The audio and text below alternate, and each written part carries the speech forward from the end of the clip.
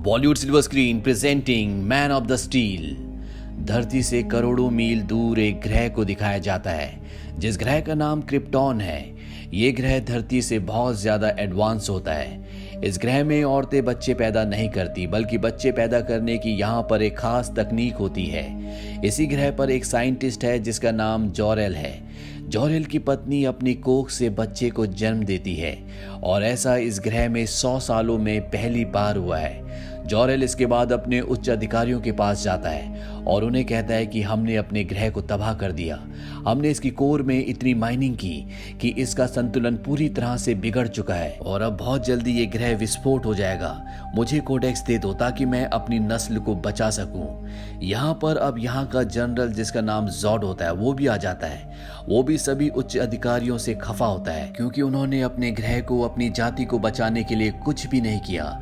इसीलिए जॉड यहाँ पर कई उच्च अधिकारियों को मार देता है। जॉरेल और जॉड दोनों दोस्त हैं लेकिन इन दोनों की सोच अलग है। जहाँ पर जॉरेल सबको बचाना चाहता है वहीं पर जॉड सिर्फ उनको बचाना चाहता है जो हाइब्रिड है। इसीलिए जॉड के लोग जॉरेल को पकड़ लेते हैं। जॉरेल उनकी कैद से भागने में कामयाब हो जाता है और सीधा उस जगह जाता है जहाँ पर कोडेक्स है।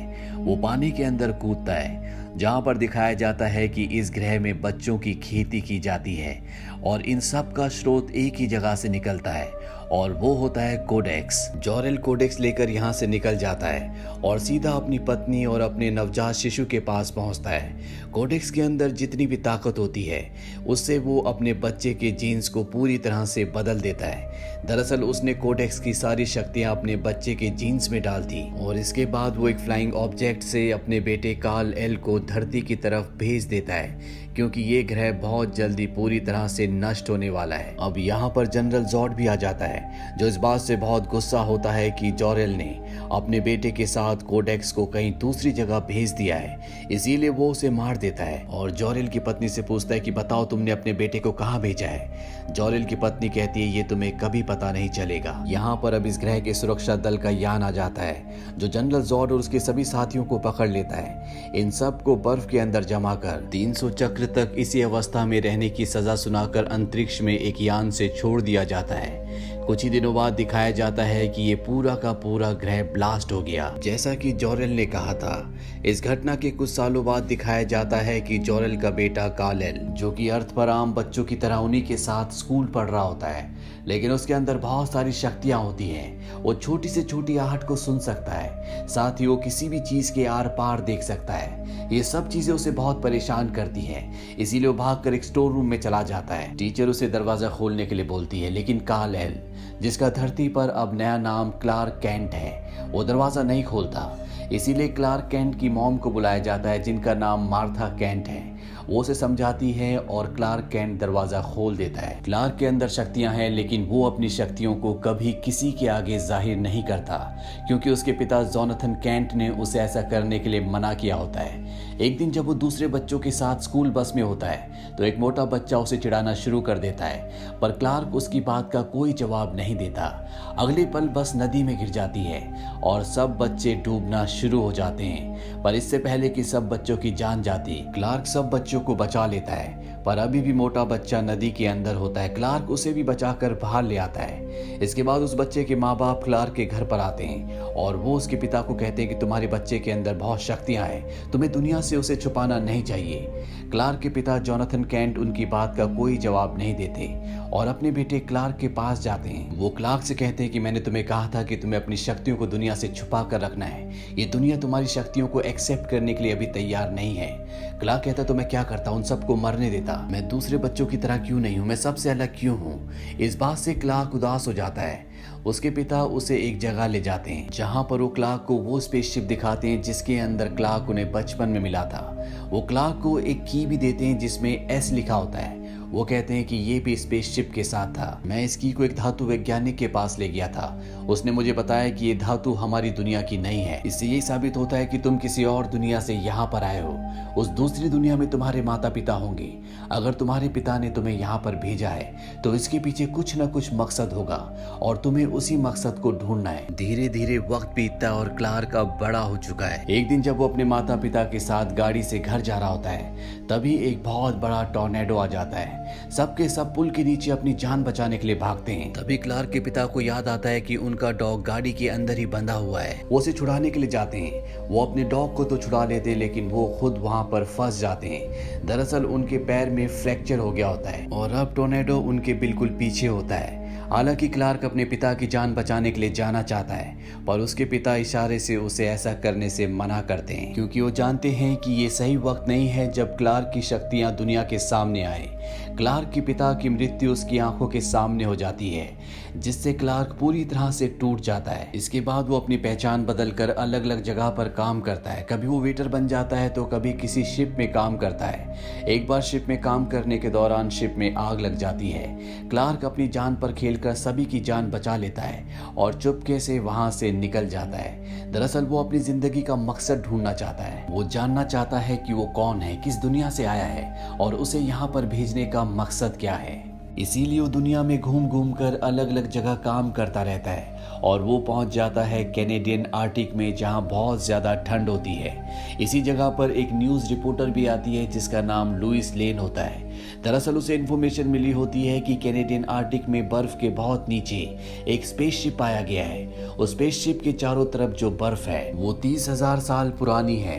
रात को लुइस लेन देखती है कि -40 डिग्री ठंड में वहीं पर काम करने वाला एक कर्मचारी अकेला कहीं जा रहा है। दरअसल एक क्लार्क होता है जो अपनी पहचान बदलकर यहाँ पर काम कर रहा था। क्लार्क अपनी आंखों की लेजर बीम से बर्फ को पिघलाकर नीचे जाने का रास्ता बना लेता है। लुइस भी उसका पीछा कर रही होती है। क्लार्क बहुत जल्दी स्पेसशिप तक पहुंच जाता है, जहां पर उसे एक होल दिखता है और इस होल की शेप ठीक उसी तरह से होती है जिस तरह से उसके गले में एस का लॉकेट होता है, जो बचपन में उसके पिता ने उसे दिया था। जब वो उस लॉकेट को उस होल के अंदर डालता है तो यहाँ पर मशीन एक्टिवेट हो जाती है और तभी उसे एक आदमी की छवि दिखती है। ये एक आर्टिफिशियल इंटेलिजेंस होता है और ये छवि उसके असली पिता जॉर एल की होती है। लुइस भी अब यहाँ पर पहुंच गई होती है, जिसे एक रोबोट जख्मी कर देता है। उसका खून बह रहा होता है, इसीलिए क्लार्क अपनी आंखों की लेजर बीम से उसके घाव को भर देता है और इसके बाद ये स्पेसशिप बर्फ के नीचे से निकलकर वहां से उड़ जाता है। पर लुइस लेन को ये वहीं छोड़ देते हैं। लुइस लेन इस पूरी खबर को अखबार में छापना चाहती है, लेकिन उसका एडिटर उसकी बातों पर विश्वास नहीं करता। वहीं क्लार्क को दिखाया जाता है जिसके सामने उसके पिता की छवि, जो कि एक आर्टिफिशियल इंटेलिजेंस है, वो आते हैं। वो क्लार्क को बताते हैं कि मैं तुम्हारा पिता हूँ, हम क्रिप्टॉन ग्रह से हैं और तुम्हारा असली नाम कार्ल एल है। हजारों साल पहले हमने नए ग्रहों की तलाश के लिए हजारों यानों को अपनी दुनिया से बाहर भेजा था और ये यान भी उन्हीं में से एक है। हमारी सभ्यता बहुत ज्यादा एडवांस थी, हम 1 लाख वर्षों तक फले फूले। इसके बाद वो क्लार्क को वो कक्ष भी दिखाते हैं जहाँ पर बच्चे बनाए जाते थे। वो क्लार्क को बताते हैं कि हर बच्चे के जन्म से पहले ये तय कर लिया जाता था कि वो क्या बनेगा, एक योद्धा, एक नेता या कुछ और मैंने और तुम्हारी मॉम ने तय किया कि हम अपने बच्चे को अपनी दुनिया में कुदरती तरीके से लाएंगे ताकि वो अपनी जिंदगी के फैसले खुद ले सके। हमने अपने ग्रह के सभी रिसोर्सेज को पूरी तरह से इस्तेमाल कर लिया था। तुम्हारी मॉम को और मुझे एहसास हो गया था कि हमारा ग्रह पूरी तरह से नष्ट होने वाला है। वहां पर जनरल जॉर्ड भी थे जिन्होंने बगावत कर दी, लेकिन तब तक बहुत ज्यादा देर हो चुकी थी और हमने अपने ग्रह को खो दिया। क्लार्क पूछता है क्या मैं अपनी जाति का अकेला हूँ? उसके पिता कहते हैं कि तुम अर्थ के भी उतने ही हो जितने तुम क्रिप्टॉन ग्रह के हो। मैं नहीं चाहता कि इस ग्रह के लोग भी वही गलती करें जो हमने की थी और तुम उनमें एक उम्मीद जगा सकते हो। इसके बाद वो उसे अपने सीने पर एस का निशान दिखाते हैं। वो कहते हैं कि इसका मतलब होता है होप, यानी कि उम्मीद, और यही उम्मीद तुम्हें लोगों के दिलों में भी जगानी है। इसके बाद वो उसे एक सूट भी देते हैं और ये होता है सुपरमैन का सूट। क्लार्क पूछता है कि मैं दूसरों से अलग क्यों हूँ? उसके पिता बताते हैं कि धरती का सूरज हमारे सूरज से नया है, तुम्हारी बॉडी ने इसका रेडिएशन एब्जॉर्ब किया है, इसीलिए तुम्हारी सेंसेस, तुम्हारी ताकत यहाँ पर बहुत ज्यादा है। हमारे ग्रह की ग्रेविटी यहाँ की ग्रेविटी से बहुत ज्यादा थी और अब वक्त आ गया है जब तुम्हें अपनी ताकत को आजमाना होगा। और इसके बाद वो अपनी ताकत को, अपनी पावर को यूज करना शुरू करता है। वो हवा में उड़ने की कोशिश करता है, हालांकि वो कई बार गिरता भी है, लेकिन फाइनली वो हवा में उड़ना शुरू कर देता है और इस तरह से क्लार्क बन जाता है सुपरमैन। क्लार्क अब वापस अपने घर आता है जहां पर वो अपनी मॉम को बताता है कि मुझे मेरी असलियत पता चल चुकी है। वो अपनी असलियत जानकर बहुत खुश है। क्लार्क की मॉम दुखी हो जाती है, उसे लगता है कि वो उसे छोड़कर चला जाएगा, पर क्लार्क अपनी मॉम से वादा करता है कि वो उन्हें कभी छोड़कर नहीं जाएगा। वहीं जनरल जॉर्ड, जिसे क्रिप्टॉन ग्रह पर उसके साथियों के साथ बर्फ में जमा कर 300 चक्र के लिए कैद कर दिया गया था, अब वो आजाद हो चुका है और वो धरती की कक्षा में प्रवेश कर जाता है। वो पूरी दुनिया के न्यूज चैनल्स में मोबाइल फोन में एक ही मैसेज भेजता है। वो कहता है कि तुम्हारी दुनिया में एक आदमी है जो मुझे चाहिए, वो हमारी दुनिया का है और उसका नाम है कार्ल एल। ये बात जब क्लार्क को यानी कि कार्ल एल को पता चलती है तो वो सुपरमैन की ड्रेस में आर्मी के सामने आता है और दुनिया को, इंसानियत को बचाने के लिए वो अपने आप को आर्मी के हवाले कर देता है। कुछ ही देर बाद एक फ्लाइंग ऑब्जेक्ट धरती पर उतरता है जिसमें जनरल जॉर्ड के 2 सिपाही होते हैं और वो सुपरमैन को और साथ ही लुइस लेन को अपने साथ ले जाते हैं। लुइस लेन को एक एडवांस हेलमेट पहना दिया जाता है क्योंकि इनका जो मदरशिप है उसका जो वातावरण है वहां पर क्रिप्टॉन ग्रह के लोग ही सांस ले सकते हैं। सुपरमैन लुइस लेन को वो की दे देता है जिसमें एस लिखा होता है, जिससे किसी भी मशीन को अनलॉक किया जा सकता है और अब ये मदरशिप तक पहुंच जाते हैं जहां पर सुपरमैन की मुलाकात होती है जनरल जॉर्ड से। सुपरमैन मदरशिप के अंदर आकर बहुत ज्यादा कमजोर महसूस कर रहा होता है क्योंकि इस तरह के वातावरण में उसे भी रहने की आदत नहीं होती। जनरल जॉर्ड अब सुपरमैन को अपना असली इरादा बताता है। वो कहता है कि धरती से मैं इंसानियत को खत्म करके यहाँ पर एक नया क्रिप्टॉन बनाऊंगा, पर उसके लिए मुझे कोडेक्स की जरूरत है, मुझे कोडेक्स चाहिए। सुपरमैन कहता है कि मुझे इसके बारे में कुछ भी नहीं पता। जॉर्ड उसे कहता है कि अगर तुमने हमें कोडेक्स नहीं दिया तो मैं तुम्हारा भी वही हाल करूंगा जो मैंने तुम्हारे पिता का किया था। सुपरमैन को समझ में आ जाता है कि जॉर्ड ने उसके पिता को मारा था। जॉर्ड उसे बताता है कि जब हमारा ग्रह तबाह हुआ तो तब हम भी आजाद हो गए। हम भूखे प्यासे अलग अलग ग्रहों में भटकते रहे पर जिंदगी के निशान हमें कहीं नहीं मिले। 33 साल बाद जब तुमने धरती पर स्पेसशिप को ऑन किया तो हमें तुम्हारी लोकेशन मिल गई और हम यहाँ तक पहुँच गए। अभी सुपरमैन को बांधकर उसका ब्लड सैंपल लेते हैं। वहीं लुइस लेन को दिखाया जाता है जिसे कैद किया होता है। तभी वहां पर उसे एक होल दिखता है जिसका शेप ठीक उसी तरह से होता है जिस तरह की सुपरमैन ने उसे दी थी और जब वो उस की को उसके अंदर डालती है तो सुपरमैन के पिता जोरेल आर्टिफिशियल इंटेलिजेंस के रूप में उसके सामने आते हैं। वो उसकी मदद करते हैं और एक छोटे स्पेसशिप में उसे बिठाकर धरती के लिए रवाना कर देते हैं। इसके बाद वो अपने बेटे सुपरमैन के पास जाते हैं और उसे कहते हैं कि तुम्हें स्पेसशिप के दरवाजे को तोड़ना होगा।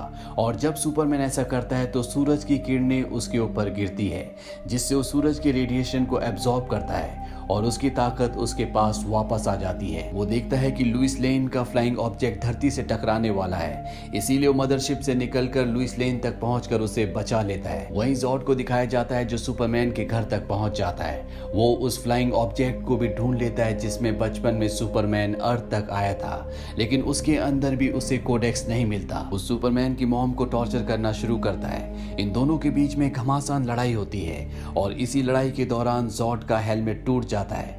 वो देखता है कि धरती का वातावरण उनके लिए सांस लेने लायक नहीं है। जॉर्ड की सेना उसे अपने साथ ऊपर मदरशिप में ले जाती है जहां पर जॉर्ड का जो साइंटिस्ट है वो बताता है कि सुपरमैन का जो ब्लड है उसी के अंदर कोडेक्स है। अगर हमें अपनी जाति को दोबारा से बनाना है तो इसके लिए हमें सुपरमैन की जरूरत होगी, चाहे वो हमें जिंदा मिले या मुर्दा। जॉर्ड अब दुनिया के 2 अलग अलग हिस्सों में 2 टावर्स लगाता है जो एक दूसरे से कनेक्टेड होते हैं और ये धरती का वातावरण बदलना शुरू कर देते हैं। ये धरती के वातावरण को क्रिप्टॉन के वातावरण की तरह कर रहे हैं और अगर ऐसा पूरी तरह से हो गया तो धरती का हर एक इंसान मारा जाएगा। सुपरमैन को जब ये बात पता चलती है तो वो एक प्लान बनाता है। वो उस फ्लाइंग ऑब्जेक्ट को जिसमें बचपन में वो धरती तक आया था उसे आर्मी को देता है और कहता है कि तुम इसे एक टावर से टकराना और दूसरा टावर जो हिंद महासागर में है मैं उसे तबाह कर दूंगा। और ये ऐसे ही करते हैं, ये जॉर्ड के दोनों ही टावर्स को तबाह कर देते हैं जिससे जॉर्ड पूरी तरह से बौखला जाता है और अब वो खुद सुपरमैन का मुकाबला करने के लिए उसके सामने आता है। वो कहता है कि मैं अपनी जाति को, क्रिप्टोनियन को बचाना चाहता था लेकिन तुमने मेरे पूरे प्लान को तबाह कर दिया। इसके बाद इन दोनों के बीच में खतरनाक फाइट होती है जिसमें एक पल ऐसा आता है जब जॉर्ड अपनी पावर से कुछ लोगों को मारने वाला होता है। सुपरमैन उन लोगों को बचाने के लिए जॉर्ड की गर्दन तोड़कर उसे मार देता है और इस तरह से जॉर्ड का अंत हो जाता है। मिलिट्री अभी भी सुपरमैन पर नजर रख रही होती है, इसीलिए वो उनके एक सैटेलाइट को गिरा देता है। वो जनरल को कहता है कि जितना ये देश तुम्हारा है उतना ही मेरा भी है, मैं यहीं पर इसी सरजमीन पर पला बड़ा हूँ और ये बात तुम्हें सरकार को समझानी होगी। अंत में दिखाया जाता है कि सुपरमैन अब क्लार्क के नाम से लुइस लेन के साथ उसी के अखबार में काम करता है। इसी के साथ ये फिल्म, ये कहानी यहीं पर खत्म हो जाती है। ये फिल्म ईयर 2013 में रिलीज हुई थी। IMDb पर इसकी रेटिंग है 7। इस फिल्म का बजट था 225 to 258 मिलियन डॉलर्स और बॉक्स ऑफिस पर इसने कमाई की थी 668 मिलियन डॉलर्स की। उम्मीद करते हैं कि ये कहानी आपको पसंद आई होगी।